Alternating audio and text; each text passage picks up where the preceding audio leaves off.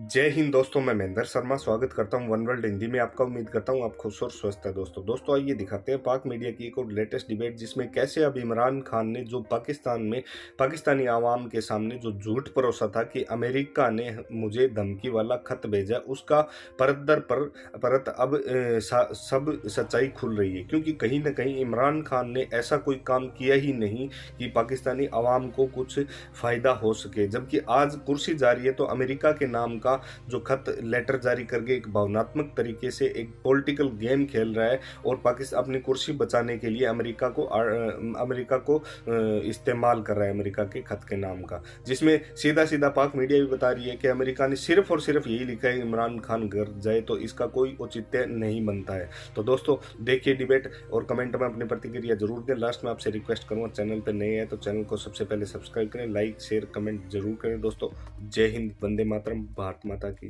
जय। दोस्तों जलसे में जिस खत का जिक्र किया कि एक मुल्क की तरफ से खत आया है जिसमें ये बैरूनी साजिश है कि इमरान खान की हुकूमत को गिराया जाए, बल्कि आज एक इंटरव्यू में प्राइम मिनिस्टर ने कहा, उनसे सवाल पूछा गया कि क्या धमकी थी, उन्होंने कहा कि इस बाकी किसी के खिलाफ कुछ नहीं कहा गया, सिर्फ खत में लिखने का मकसद यही था और लिखा भी ये था कि इमरान खान को घर जाना चाहिए।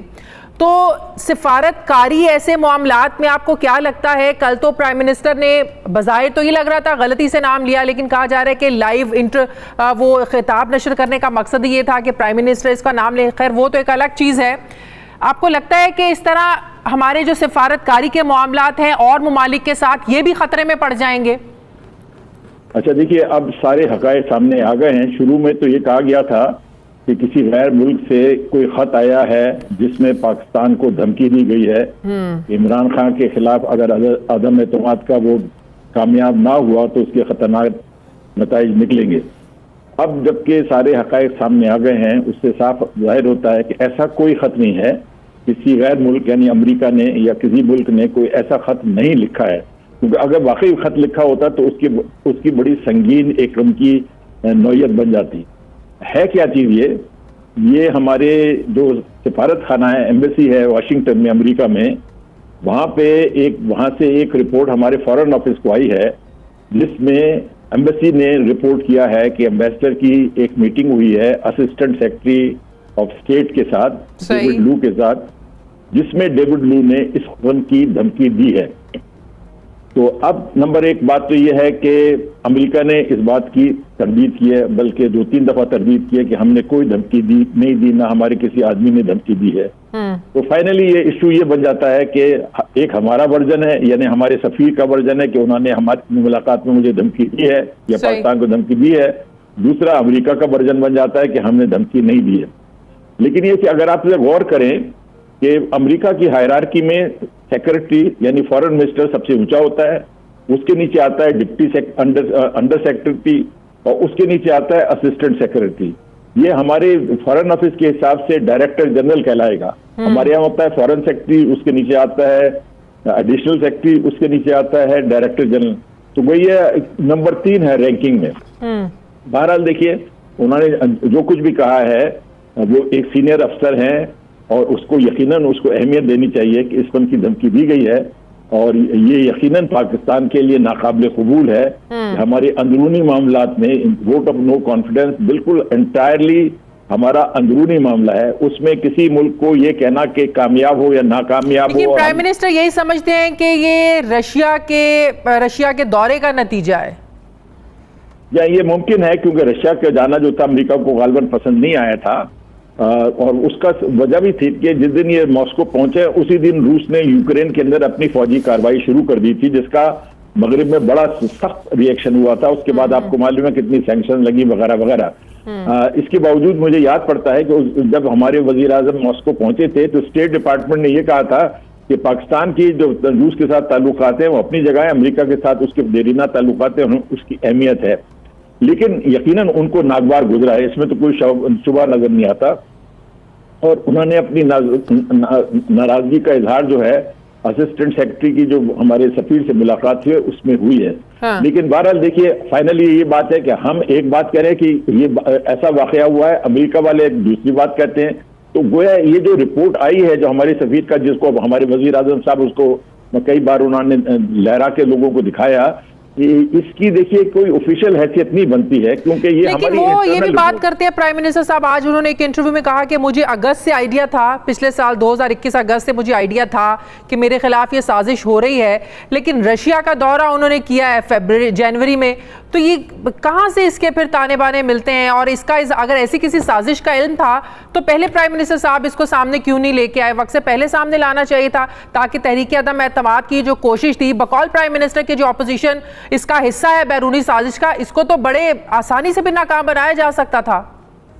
ये आपकी बात सही है कि अगर अगस्त में ऐसी उनको अंदाजा हो गया था तो ज्यादा मुनासिब ये था कि वो फौरन इसका बरमला इजहार करते, ताकि मुल्क को इसके बारे में आगाही होती है, तो हमारे जो सियासतदान और फौजी और सारे हल्के हैं उनको इस बात का एहसास होता।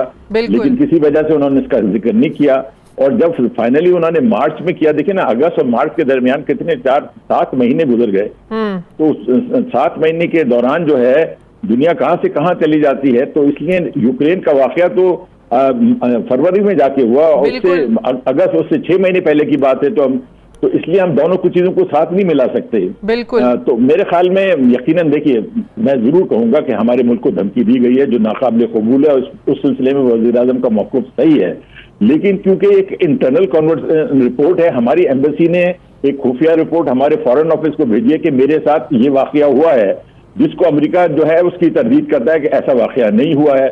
तो 7 मार्च को फिर 7 मार्च को खत मिलता है, 21 मार्च को फिर जो OIC कॉन्फ्रेंस होती है उसमें अमेरिकी ऑफिशियल्स भी आते हैं, इस पर भी सवालात उठाए जा रहे हैं कि फिर आपके जो फॉरेन मिनिस्टर हैं उनसे मिलते भी हैं, उनको वेलकम भी करते हैं। एक मुल्क जो आपके खिलाफ साजिश कर रहा है फिर उसको आप वेलकम भी कर रहे हैं। जी हाँ, बिल्कुल। इनको उस मौके पे, बल्कि उससे पहले ही जब 7 मार्च को आपको ये रिपोर्ट आ गई है, अमेरिका ने हुकूमत से फौरी तौर पर रुजू करना चाहिए था कि आपने इस किस्म की धमकी दी है जो नाकाबिल कबूल है। तो इसमें मुझे बड़ी कोई कॉन्ट्रडिक्शन नजर आती हैं, टाइमिंग का इसमें कोई चीज सही नजर नहीं आती, लेकिन हम इससे इनकार नहीं कर सकते। हमारे एम्बेसडर ने जो रिपोर्ट भेजी है यकीनन सही रिपोर्ट भेजी होगी, उनकी असिस्टेंट सेक्रेटरी से मुलाकात में जो कुछ हुआ, जो उन्होंने धमकियां दी है, वो यकीनन हमारे सफीर ने सही बयान की हैं, लेकिन इसकी वो है जो उन्होंने शुरू में कह दिया कि गैर मुल्क की हुकूमत से कोई खत आया, खत नहीं आया, तो उससे खिलाफ इनकी पोजीशन कमजोर हो जाती है। इनको शुरू से कहना चाहिए था कि हमारे सफीर को इस सब की धमकियां दी गई हैं जो उसने हमें रिपोर्ट किया है।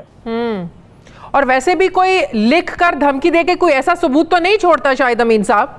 बिल्कुल बिल्कुल। देखिए, मैं खुद 40 साल सफारत में रहा हूँ, धमकियां जरूर आती हैं दूसरे मुल्कों से, लेकिन कभी तहरीरी तौर पर तो धमकियां नहीं आती हैं, वो तो एक वाज़ेह सबूत हो जाता है। जी हाँ, वो तो एक सबूत हो जाता है, तो दूसरी हुकूमत के लिए इनकार करना बड़ा मुश्किल हो जाता है ना। लेकिन अब देखिए, आपने देखिए उन्होंने खट से इनकार कर दिया, क्योंकि वो कहते हैं, हमारे सफीर कहते हैं कि असिस्टेंट सेक्रेटरी ने अपनी मुलाकात में धमकी दी है, अमेरिकन हुकूमत का ऑफिशियल पोजीशन है, हमने तो कोई धमकी नहीं दी है। तो it is the word of one side against other. आखिरी सवाल शायद अमीन साहब, क्या अमेरिका ने तो तरदीद कर दी है, क्या आप समझते हैं कि इससे बढ़कर रिएक्शन होगा अमेरिका का? नहीं, मेरे ख्याल में अमेरिका उनका डिफेंसिव तो यकीनन चला गया है, और यकीनन डेविड बुल जो उनकी असिस्टेंट सेक्रेटरी, उनको खूब डांट भी पड़ी होगी कि आपने ऐसी गैर मोहतात जुबान क्यों इस्तेमाल की। लेकिन ये कि मैं नहीं समझता कि ताल्लुकात में कोई बिगाड़ आएगा। देखिए, ताल्लुकात इंटरेस्ट की बुनियाद पे होते हैं। अमेरिका के कौमी मफाद में ये नहीं है कि पाकिस्तान के साथ ताल्लुकात बिगाड़े, क्योंकि उसको पाकिस्तान की जरूरत है, अफगानिस्तान के कॉन्टेक्स्ट में पाकिस्तान की जरूरत है। फिर पाकिस्तान जो है एक बड़ा अहम मुल्क है, उसको अमेरिका नजरअंदाज नहीं कर सकता है। तो इसलिए मैं नहीं समझता कि ताल्लुकात में कोई खराबी आने वाली है।